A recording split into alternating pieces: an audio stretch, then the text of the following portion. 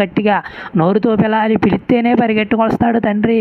నువ్వు కష్టంలో ఉన్నావా, నువ్వు వేదనలో ఉన్నావా, నువ్వు దిగుల్లో ఉన్నావా, నువ్వు కన్నీటిలో ఉన్నావా, నోటితో పలకాలి కదా, నోటితో చెప్పాలి కదా దేవుడికి.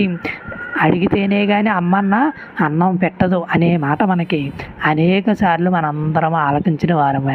అలాగే నువ్వు కూడా ఈరోజు సత్సంగంలో కూర్చున్న నువ్వు కూడా, ఈరోజు ప్రవచనం వింటున్న నువ్వు కూడా పరమాత్మ అయిన దేవుణ్ణి, ఆ శివుణ్ణి, ఆ విష్ణువుని, ఆ ఒక్కగానొక్క పరమాత్మని, ఆ శక్తి మహాదేవిని నువ్వు అడగపోయావనుకో, అమ్మన్న అన్నం పెట్టలేనట్లే నువ్వు అడగకపోయావనుకో, దేవుడు కూడా నిన్ను మరి పట్టించుకోకుండానే ఉంటాడు. కనుక ఈరోజు నువ్వు ఏమి చేయాలి?